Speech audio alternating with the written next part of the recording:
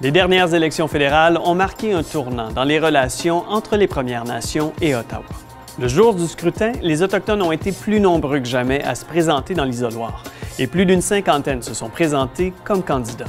Résultat, 10 députés élus, dont 2 sont maintenant ministres, Jody Wilson-Raybould et Hunter Tootoo. Décembre 2015, Justin Trudeau est accueilli chaudement par les représentants des Premières Nations et leur nouveau chef, Perry Bellegarde.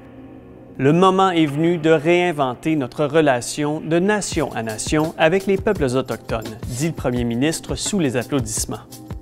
Ottawa n'a plus peur de s'engager. Du moins si on en croit les récentes annonces.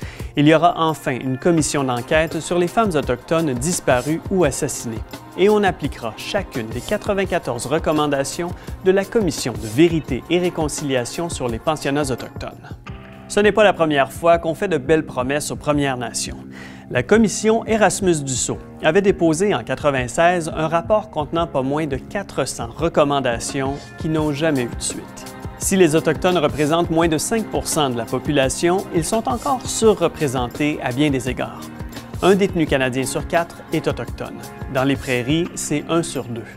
Moins de 10 % des adultes autochtones ont un diplôme universitaire, comparé à 25 % des non-autochtones.